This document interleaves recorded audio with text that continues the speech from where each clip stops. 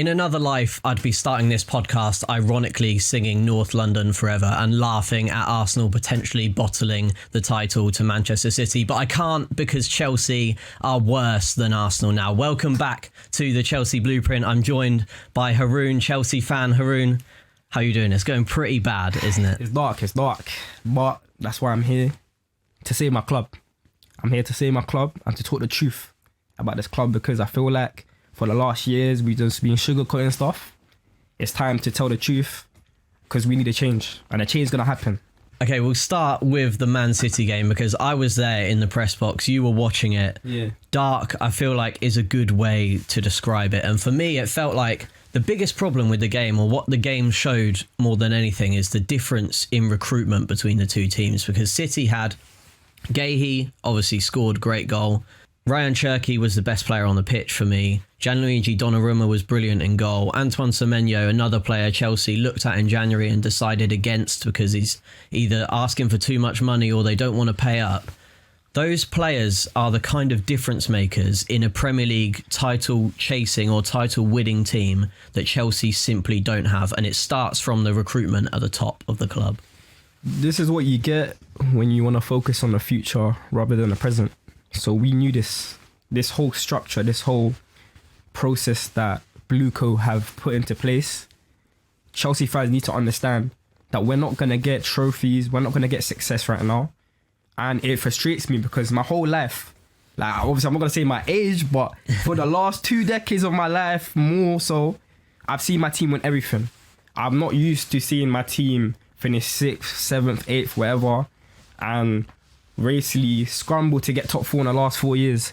But this is what we get because we don't want to sign players. I remember a few years ago, we could have signed Elise, but we opt to not sign them because of wages. Like, when have Chelsea ever been a club that cares about wages? And instead of Elise, they went for Pedro Neto and João Felix. And you know what?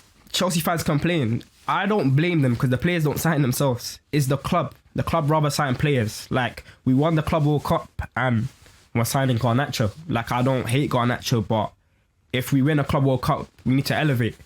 Like, we sold Madueke, sign a player to come in to replace him. We don't replace players. We focus on the future. We sign Quenda for the next season. Quenda is like 18. What's that? Is that going to win us the league? Look at PSG a few years ago signing Kavicha Kvaratskhelia, Doué. All these players have experience. We're signing players that barely have experience. We signed Joe Hato because he was Eric Divisi Young Player of the Year. Like, that's going to win us the league. Like, we're supposed to sign players to elevate us, not players that are going to make us better in 5 years. That's not Chelsea, and that's never been Chelsea. One of the biggest things is, as you mentioned there for me, the lack of experience within the team. Like, as someone in the media, you see which kind of players come out and speak after the games. Yesterday, the only player in the club, by the way, have not scored a goal apart from against Port Vale in the last 4 games. That's a 28-year-long record. That hasn't happened for 28 years. And the only player to come out and speak, not even to the media, but to the Chelsea website, the only player to do so was 19-year-old Jarell Hato.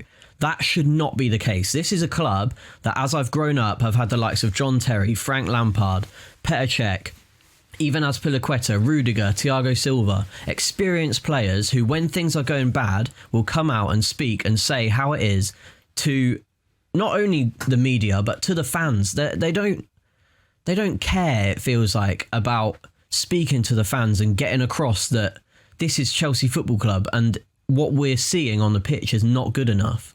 This is what, like, we knew this was going to happen. When Roman Abramovich left, and keep addressing this, that's when Chelsea died.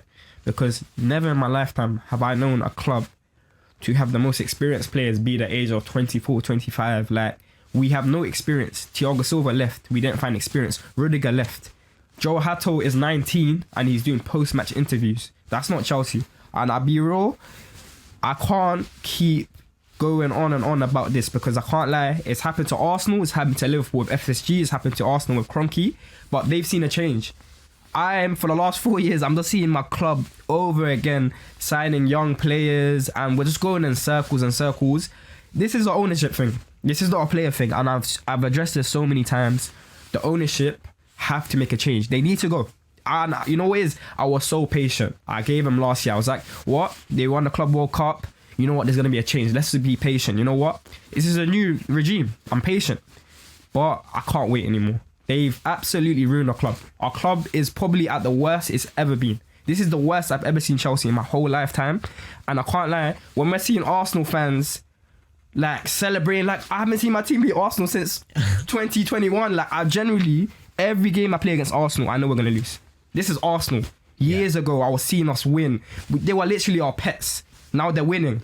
Like even them finishing second 5 years in a row, I would prefer that than us losing every game, finishing fifth, and scraping top four. That's no progression, and I'm tired of it. I'm a Chelsea fan till I die. I bleed blood. I bleed blue. But the regime has to change. Blue coat out. Egbag Bali has to go. I don't care if we don't even have owners. Let the Chelsea fans run something. But we cannot continue supporting this regime because this is toxic. The fans don't love this. When have Chelsea ever celebrated losing? Like, I've never in my life. Come on, we had the likes of John Terry, Drogba, and now look, we got Liam Delap. And I'm not even getting on to these because it's not his fault. He came from Ipswich. Chelsea have never been a club to sign a player that's been relegated. Look at the players we used to sign, Lloyd Canfield. Come on, like, this is not Chelsea. I'm not used to this and I can't stand for this. This needs to be a change ASAP. So on, obviously, the Man City game, the problem is that the ownership are signing these like young and experienced players. And I said yesterday, it feels like they've got 3 or 4 cherries on top and no cake beneath it. So players like Cole Palmer, Enzo Fernandez, these are players that have shown themselves to be, over the course of the past couple seasons, real quality players. Enzo Fernandez, a World Cup winner. Cole Palmer was a young Premier League player of the year. He was Chelsea's player of the season in his first year.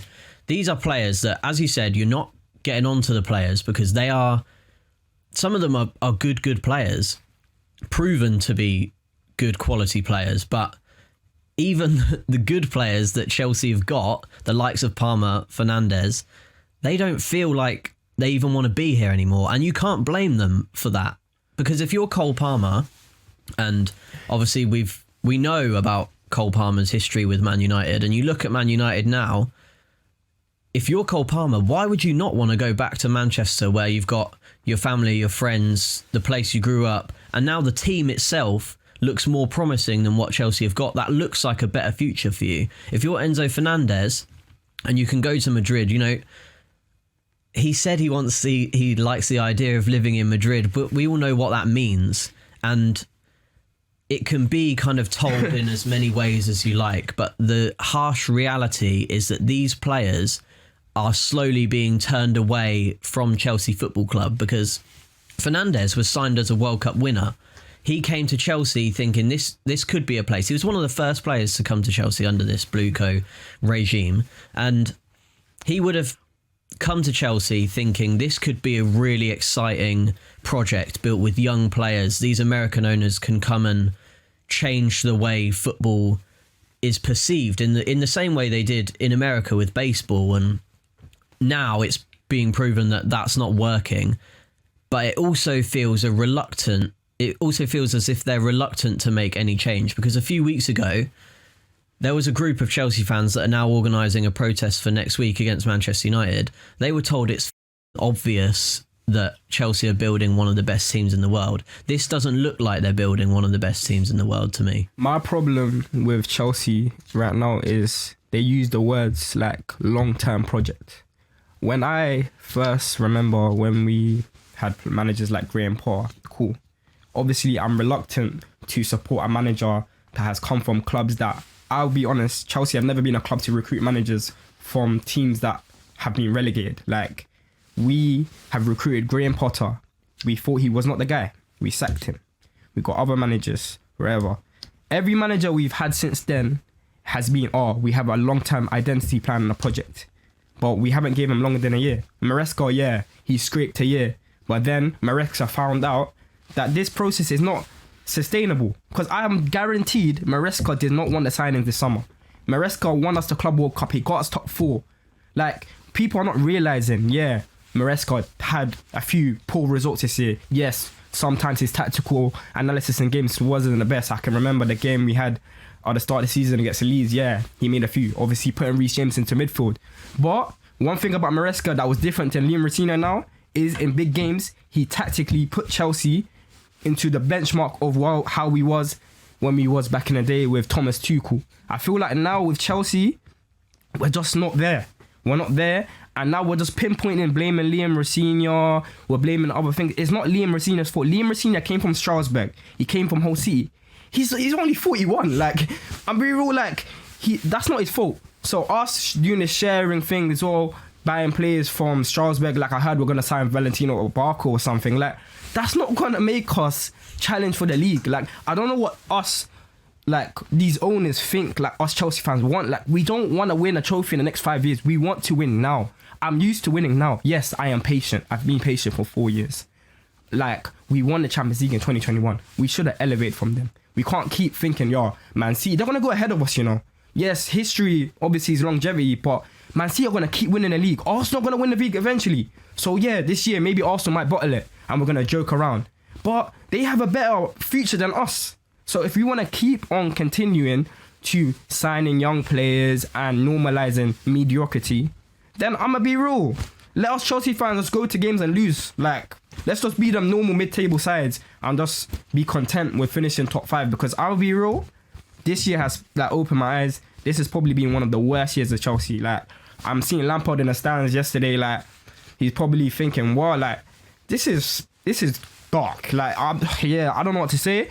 But that protest that's coming up is probably going to be the biggest thing in my eyes in the history of Chelsea Football Club. Because in the next 2 years, we could see big changes. And if we don't do it as Chelsea fans, no one will. So we need to show them. Do you think you mentioned Liam Rosenior there? He said in his post-match press conference yesterday that even Pep Guardiola and Jurgen Klopp had a year to figure things out.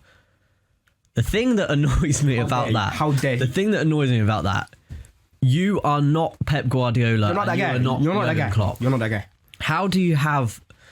He says, I know I need to win now. And he's right in that sense. But for him to actually compare himself to Pep Guardiola and Jurgen Klopp, what he's saying in sentiment, I suppose, is correct. Maybe he does need a bit more time. But for me, Chelsea shouldn't have a manager that thinks I need a bit more time. They should have a manager in charge who comes out and doesn't have to say things like that. The fact he's even in that position where he has to say things like that, to me, is not Chelsea Football Club. Mate, I feel like I'm John Obi Mikel. Like, Liam Rosenior won the lottery when Chelsea gave him the job. And you know what's so mad? I remember when Maresca got sacked, like the names we were getting linked to. And you know what's so funny? It was so comical that we're going to get a manager that's in Blue Coat, Strasbourg. Like, Liam Rosenior, I am not blaming him for how he is now. He's not ready to be a Chelsea manager. He came from Strasbourg. He done well with them. Remember, like, he's done well with the team he had in Strasbourg. However, Strasbourg and Chelsea is not the same. Like, I don't even think Strasbourg will finish in the top 15 in the Premier League. Like, I'm not blaming Liam Rosenior. I'm blaming the ownership, because the ownership just want this structure. And I'm not only blaming the ownership, there's more to it. Joe Schultz as well. I used to rate him, but I got a bone to pick with you as well. Stop signing players that you feel comfortable with. Don't be cheeky and bring players because you done well with Cole Palmer. Cole Palmer and Romelu Lavia was the only players that I would say, yeah, fairs. But you're scouting these players that from Man City, Brighton, whatever, is not it. I'll be real, we need experience. We've done the youngsters. Chelsea, if we name the team we won the Premier League 2015, we've never had youngsters signing youngsters and just integrating them to the Premier League. We were integrating them when Lampard took over Chelsea in 2019, 2020, Mason Mounts, all of that. I remember watching Chelsea in the Youth Cup. We had the best youth team for the last 5 to 10 years. And all the players that progressed never even started for Chelsea until obviously the transfer ban. So what makes you think now we're going to sign 19-year-olds, 18-year-olds and make them come and win us the Premier League? It's never happened. Name me one Premier League team that's happened. Other than Man City now this year, maybe Nico O'Reilly, Rico Lewis. There's no Premier League team you can name me in history that has integrated players from Europe that have 18 and 19 years old and have won the league. This is not a structure we can accept because it's not real. Yeah. Sorry, I'm not even trying to rage, babe. This is generally, it's been angering me in the last 4 years. And you know me, I'm a no one.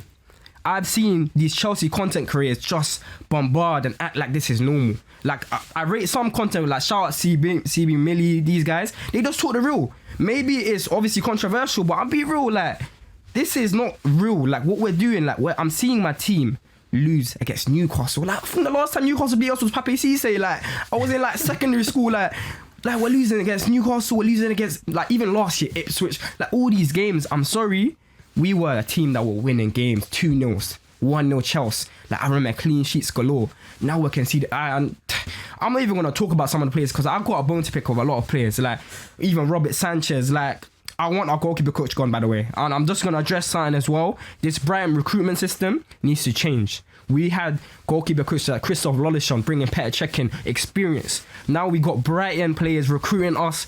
It's not going to happen. We need to change the whole procedure, change the whole structure, and get our old team back. I believe Chelsea will never die. We're still the biggest club in London, but that change is so important in the next year. So we need to change the whole structure. And obviously the owners did say, apparently I saw Fabrizio Romano say it, that we're going to sign experience. I don't believe it until I see it. But if that does happen, maybe there'll be a change. Maybe I'll believe in the process. But right now, as it stands, this process ain't working. Okay, two things. Firstly, I feel like a therapist. I might have to start charging you for getting these thoughts off your chest. Yeah. Secondly, this Brighton thing is something I want to touch on as well, because I feel like I've spoken to our producer, Jamie is a Brighton fan. I've spoken to him so many times about this Brighton-Chelsea model. And I feel like if you're Chelsea, there's a lot of copying of Brighton in terms of recruitment, in terms of even the players they're signing. You know, you look at Robert Sanchez, Marco Correa, Caicedo, Levi Colwill obviously went on loan there. The recruitment staff have got links to Brighton. All the people that are being replaced at Chelsea Football Club, they seem to come from Brighton or have some links there. The players that are now being even thought of being bought in the summer, Valentin Barco, you said about, played for Brighton, and Ciso. If you act like a mid-table club like Brighton, no disrespect to Brighton. Yeah, shout out Brighton fan. Yeah, shout out Brighton, fine. But if you act like a mid-table club in Brighton, or if you act like a 7th place club in France, in Strasbourg, and take their best players, you're going to end up a mid-table club. And that is where Chelsea face themselves being, because at the moment, they're closer to Bournemouth in 11th than they are to Liverpool in a Champions League spot in 5th, and that is embarrassing. No, I think the thing about us recruiting players from Brighton, I knew it was a problem from when we did sign Caicedo, but I was kind of like, I was in acceptance because I was like, you know what, we should give him a few years. Like, obviously Cucurella started slow. Robert Sanchez, he's hot and cold. Like, I don't know when he's good and when he's bad. I genuinely don't think he wants to play in goal. I genuinely think he wants to play centre back. The other players, I understand. Generally speaking, the Strasbourg thing is the one that gives me the most concern, because I think, why are we collecting players from Strasbourg who are doing well with them, and it's just bringing a toxic environment for even Strasbourg fans. Like, I'm going on Twitter, Strasbourg fans are like, no, we're not trying to join. And you know what it is? It's not longevity. There's no future into that. Us signing young players that are progressing above Strasbourg, us sending players out on loan, that's not going to work. We used to do that with Vitesse Arnhem. We used to give them players and players progress, but it never worked. The only player that I think we gave them was Mason Mount and Marco van Ginkel, and that progressed with us. And Marco van Ginkel never played. So that process is not going to work, and it's never worked. You can't tell me. Man City tried to do it as well with New York Red Bulls and all of that.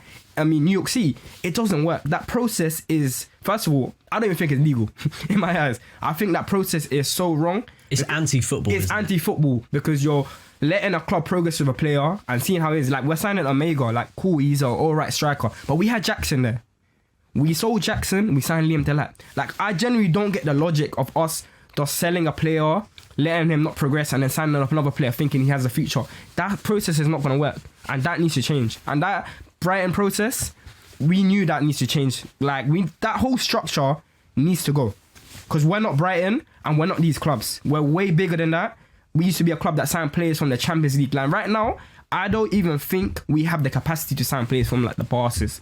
But that's not even because of the Brighton thing. I genuinely think this wage structure as well needs to change, because no club that wants to compete can do this 150 stopgap, whatever, and just give them the wages because based on their performances. Like, no, that's not going to work. Big clubs spend money. We've spent over 1.5 billion. You know this affects me to this day. And you know you, Jamie Carragher, as well. I got a word for you as well. I don't even care if you don't know me. Because I'm not letting that... But I agree with him now. Because we spent 1.5 billion. And look at us now. Like, what players other than Cole Palmer, and he's kind of regressing himself. I don't think he wants to be here. Cole Palmer don't want to be here. Generally, the 1.5 billion we spent has been probably the worst thing we've done in our club. We generally could have had the best team in the world for the next 5 years. But we used to sign youngsters.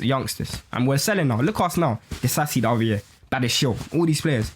Like, it's us. Everyone knows it's us. Like, I even see players liking posts like, oh, about our regime, like Kanye and them. But they know. Because it's not their fault. Players don't sign themselves. It's the club. And this process is not going to work. And every Chelsea fan knows it. Yeah. It's a sad time to be a Chelsea fan.